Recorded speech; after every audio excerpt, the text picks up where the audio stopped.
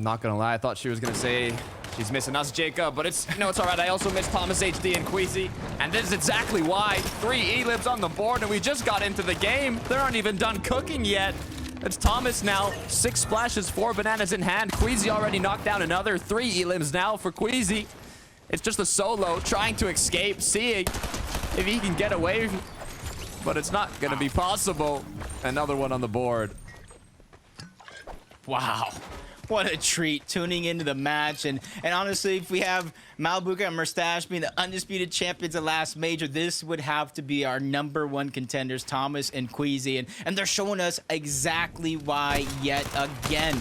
Immediately taking advantage, pouncing onto a team. Diox and K trying to have a little sneaky advantage on their side, missing the crucial shot. And now that puts them at a disadvantage if Queasy and Thomas want to take this fight. I don't think they will, though. That's the scary part. If he were to land that snipe, especially if it was a headshot, could have turned the tables instantly, but with no shot being connected, just some pop shots with the SMG coming through.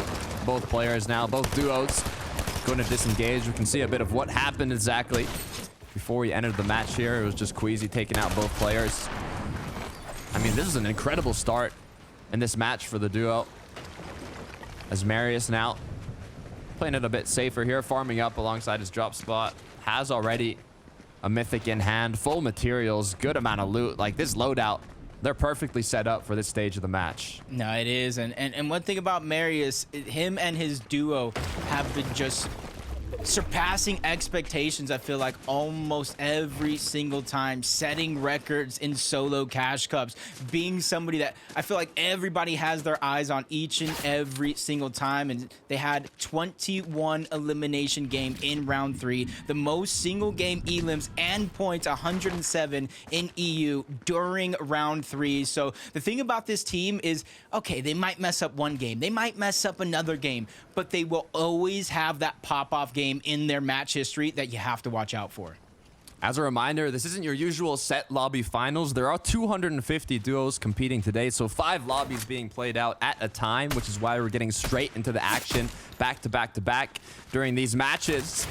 As we got Pink and Vico now taking some pop shots with the DMR, both players back and forth. They are close to the river of sticks, so they do have those dashes stacked up, as Misha and his duo partner, on the other hand, are kind of looking to see if they can get themselves a bit more damage. Only 1 shot as well in the sniper rifle. Luckily for, I think, everybody in this position, the river sticks that you were talking about is close by to either direction, whether they move towards the south or the north. So disengaging might not necessarily be the bad thing here in terms of survival, but Misha just trying to hound them. You see them following, almost rotating parallel, but now they've become a focus of Loot Island all the way off on the side, and Loot Island is safely in the zone 4 now, which means the position that Misha and Lucia are in, it's going to get worse. In the next zone, it will pull away from Rift Island, so if they don't start acting fast about where they're going to rotate to, they're going to have to use those heals a lot earlier than they would have to hope. I mean, yeah, they have the medkits, the floppers, but we saw how it came down to a heal off in game 1. Those are incredibly useful later on if they're able to make it to those last moments of the final moving zone. Volko and Vortexers, on the other hand, in an incredibly solid spot here within the zone. Even choosing to get into a better one, they can replenish those dashes instantly by landing in the water, recuperating that little material that they needed. Now back again, full mats, nice position, opportunity to refarm brick. Looking really strong for this endgame. That's a little bit of a thesis I'm thinking of right now. They already had prime position at the top where nobody was at. They rotated into enemies, and the only reason I'm thinking why you would do that is because you might have Forecast Tower getting ready for the next zones. We'll figure out in a few minutes once the zone does pull, if it does pull in that direction, but that is going to be huge for their game, especially since they're next to the river sticks to get those dashes again. But Razumi just becomes a target, trying to reunite with his teammates, dropping down from height. He loses so much shield and HP, and he doesn't really have any to regenerate, and now he's being aggressed onto. Split up from his teammate, as now it looks like they've been able to regroup, but is it going to be enough? As the shots come through, it's going to be 61 below, but it quickly changes to 393 above as it updates.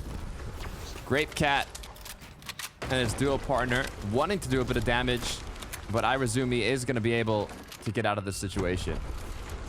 Yeah, much needed. Not only they don't really have heals to continue fighting this, it's the damage. They are 300 plus damage above that threshold. It's almost a moot point unless you can get the eliminations to scrounge together those heals. But you see action going down all around the map. Bettis just 37 below, becoming focused. He does have some heals to attempt to out heal it, but there's so many players that do need to go down, it's almost not even worth it. Fico and Pink in the same position as we saw them previously, right above the River of Styx, with some duos close by. As we'll see right now, Jacob, if your thesis was correct, as the zone has pulled towards the literal name of the POI in the Grim Gate, which I believe is where Volko and his duo partner based up at, if I'm not mistaken. So either they got really lucky, or they do have that forecast tower, which would make a lot of sense here. But for Bettis, no duo partner, no HP, and now back to the lobby. It's just tough, especially when you're these guys and you know he's healing, backing up, possibly weak. Great timing there to really take advantage of that one. Very, very close to Grim Gates already. They don't have much distance to cover. And you can look at their inventory. The double Flowberry Fizz. One of them is used just a little bit, but both of them close to max. They have plenty of charges. They're going to be able to save a lot of materials as long as they play their cards right in this next one. I believe. I was going to say, I think this is the base that Volko and his duo set up, but it is not. It's another base incredibly high up. Unfortunately, not in the zone, but do have those dashes, so they will be able to make it on in here. Flowberry is popped. Dashes come through, flying through the sky now. Will they land on top of the duo is the question. Looks like it's going to be on top of a solo. Could be quick pickings, but they put themselves into the focus now as the solo has escaped right onto another duo. And Skies now, they have enough damage, but look at that loot, Jacob. Gray hammer pump shotgun, blue thunderburst, no shield, no HP. They want a refresh. Yeah, and that was a sound play. I give him a 10 out of 10 for thinking of that one, trying to drop onto Sandguild. He was separated from Marius as a solo, but now that they finally reunited, they become a focal point in this lobby. But I think just going up one layer has done enough to kind of stop the focus. Shots coming in their direction, but now they have to worry about what's next. 43 damage above the Storm Surge threshold. With this next rotation, they have to start getting information where players are at, where you're going to need to rotate, and where you're going to get Surge from. And just like that, Sangula Marius dropped down, instantly getting a knock onto one player. They see his teammate nearby, but it wasn't much, Takata. It wasn't much in terms of Storm Surge. Not at all. 36 above, about to be below if the opponents continue to do damage as it keeps ticking lower and lower. Not only that, they have to rotate fully south here. But the good news is you can get those dashes, although every player most likely will be able to get the dashes, seeing that this whole zone is on top of that River of Styx. So these rotates should not be incredibly difficult, although getting the damage might be. I'm gonna go out on the limb right now due to the mythic Harbinger SMG that Marius might also have the Underworld Medallion. It's not very useful for a team situation, but if Marius does end up as a solo, you know how prolific he is in those situations. It could come in handy. Shots coming in as they continue to dash forward, replenishing the Underworld dashes with the River Sticks. And just like that, they are in the front of the zone without using materials. This is amazing for Marius and Sandguild. Once again, recuperating the dashes. Taze now going to be the one getting the pressure as Marius continuing to rain 462 shots with that SMG is now even some rifts coming through. It's Thomas HD Queasy, though, who are looking incredibly healthy, almost 900 damage above, but still looking at their surroundings, seeing if there's any opportunities close by. It's Irazumi that's caught in the action. But as the rotate has to come through, I'm not sure how much longer this aggression is going to continue. Yeah, I say we'll get tricky there. Rift Island is going to be in the picture. A couple teams up there. Volko and Vortexers again playing their cards. Z-Andy going to be right on top. And this is the thing. Even though Z-Andy and his teammate might not necessarily know where the next zone is, if they have spotted out and followed Volko and Vortexers, they might have some sort of a clue to figure out this might be the team to lead us to the promised land, but you can only stay so close. They also need to get them out of the way because zone is pushing off of Rift Island. So last to use that jump pad will be the advantageous position. Non-stop pressure from Zandy, looking to see if they can force them off the island as Caden Diox now getting ahead of zone, but be careful where you box up. It's another duo with the wall. Quick edit, quick elim, as Diox now is left alone. Yeah, getting a little caught off guard. Sometimes that happens here in these end games where there's so much going down. Marius, a little bit of elevation, looking down, looking back, the awareness. He's trying to keep it at an all-time high as he continues to put down damage, which is needed. 23 below the damage threshold. And there's about 10 players that need to go down before it turns off. There's a lot of work need to be done still. 14 below. Flowberry will be coming out once they want to begin the rotate here, but they're just looking for shots. They know how much they're in need currently. They don't want to have to be using their chunk splashes, their minis early. They want to conserve them if it's possible, but if they continue being unable to connect these shots, they might just have to, as now forced to rotate as zone gets closer and closer to their box. But they're still constantly looking at their surroundings. Where's the opening? Where's the shot? Nice connections from Marius, 66 above. Now a bit of freedom, a bit of time to breathe, get ahead of zone.